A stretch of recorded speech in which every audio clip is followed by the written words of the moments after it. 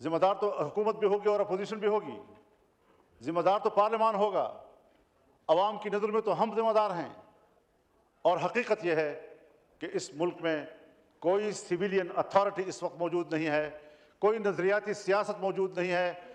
مکمل طور پر پاکستان میں خاص اسٹیبلشمنٹ وہ بند کمروں میں اور اپنے محلات میں جو چاہے فیصلہ کرتے ہیں، اور حکومت کو ان کے فیصلوں پر انگوٹھا لگانا پڑتا ہے۔ ظلم ہو رہا ہے، جس کے ساتھ زیادتی ہو رہی ہے، جو مضطرب ہے، جو پریشان ہے، اور یہاں قانون سازیاں کی جا رہی ہیں۔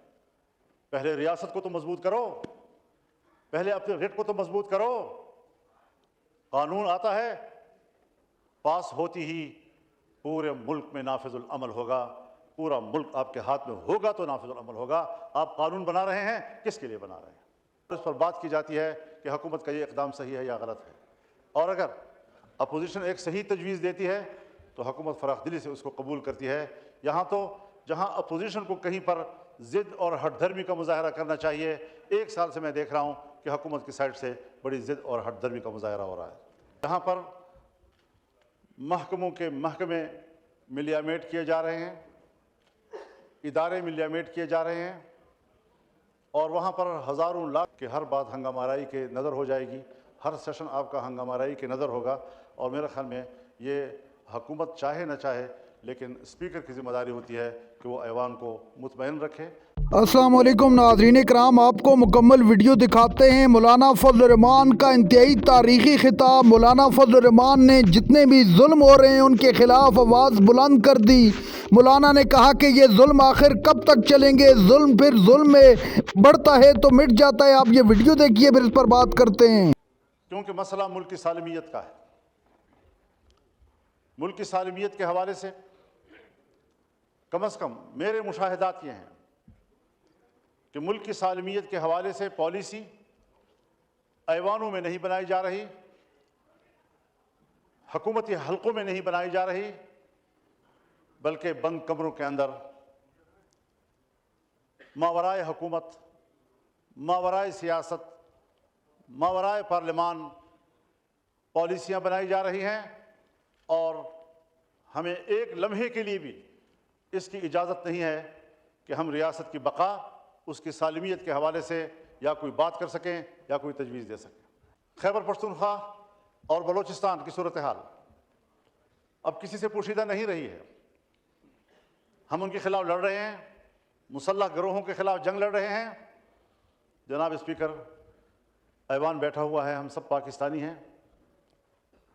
ہمارا امن ایک ہے، ہماری معیشت ایک ہے، ہماری عزت و آبرو ایک ہے، ہمارے مشترکات ہیں، قدریں ہیں، اور اس حوالے سے ہمیں اس بات کا ادراک ہونا چاہیے کہ اس وقت 2 صوبوں میں حکومت کا کوئی رٹ موجود نہیں ہے۔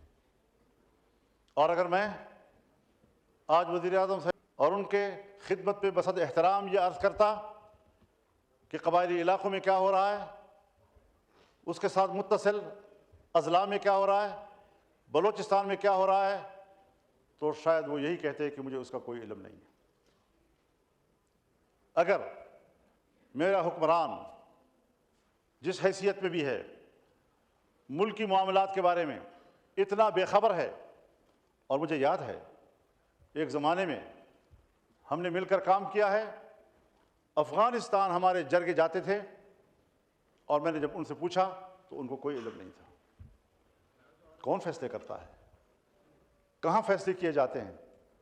ذمہ دار تو کل پاکستان ہوگا، ذمہ دار تو حکومت بھی ہوگی اور اپوزیشن بھی ہوگی، ذمہ دار تو پارلیمان ہوگا، عوام کی نظر میں تو ہم ذمہ دار ہیں۔ اور حقیقت یہ ہے کہ اس ملک میں کوئی سویلین اتھارٹی اس وقت موجود نہیں ہے، کوئی نظریاتی سیاست موجود نہیں ہے۔ مکمل طور پر پاکستان میں خاص اسٹیبلشمنٹ وہ بند کمروں میں اور اپنے محلات میں جو چاہے فیصلہ کرتے ہیں، اور حکومت کو ان کے فیصلوں پر انگوٹھا لگانا پڑتا ہے۔ ہمیں کچھ یہاں سے نکلنا ہوگا یا نہیں نکلنا ہوگا؟ انہی دبیز پردوں کے پیچھے ہم نے سیاست کرنی ہوگی، ہم نے ملک کو چلانا ہوگا۔ جناب اسپیکر،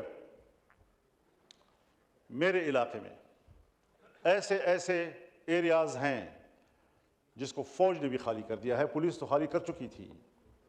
بتا دوں آپ کو, ایوان کو بتانا چاہتا ہوں, وہ علاقے کہ جو پولیس تو خالی کر چکی تھی لیکن فوج بھی خالی کر چکی ہے, اور جہاں پر جنگ ہو اور پولیس بھی نہ ہو اور فوج بھی نہ ہو تو وہ ایریا کس کے قبضے میں ہوگا اور وہاں کس کا ریٹ ہوگا؟ دل پہ ہاتھ رکھ کر مجھے کہنا پڑتا ہے, انتہائی درد دل کے ساتھ کہنا پڑتا ہے کہ اس وقت بلوچستان کے 5 سے 7 اضلاع اس پوزیشن میں ہیں کہ اگر وہ آزادی کا اعلان کر دیں تو اگلے دن اقوام متحدہ میں ان کی درخواست کو قبول کر لیا جائے گا اور پاکستان کو تقسیم تصور کیا جائے گا. کہاں کھڑے ہیں ہم لوگ؟ میری گفتگو کو جذباتی گفتگو نہ سمجھا جائے, میں جذباتی باتیں نہیں کیا کرتا, لیکن حقائق تک پہنچنے کے لیے پارلیمنٹ کو بھی پہنچنا ہوگا اور حکومت کو بھی پہنچنا ہوگا. اس وقت جب ہمارا ایوان یہاں بیٹھا ہے,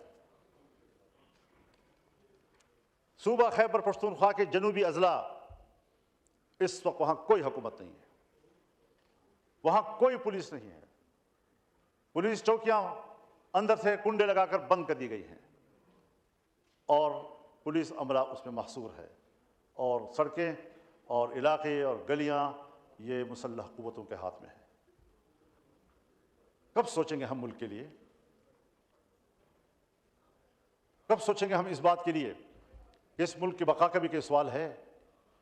آج اگر کوئی بقا کا سوال پیدا کرتا ہے, اس پر چیخ و پکار کرتا ہے, برا منایا جاتا ہے. اللہ رب العزت بھی چیخ چیخ کر بولنے کو پسند نہیں کرتا, لیکن مظلوم کی چیخ و پکار کو اللہ بھی سننے کے لیے تیار ہے. لا يحب اللہ الجہر بالسوء من القول الا من ظلم. کوئی شخص بھی اونچی آواز اور چیختے آواز کے ساتھ بات کرے اللہ کو پسند نہیں ہے, سوائے اس آدمی کے جس پر ظلم ہو رہا ہے, جس کے ساتھ زیادتی ہو رہی ہے, جو مضطرب ہے, جو پریشان ہے.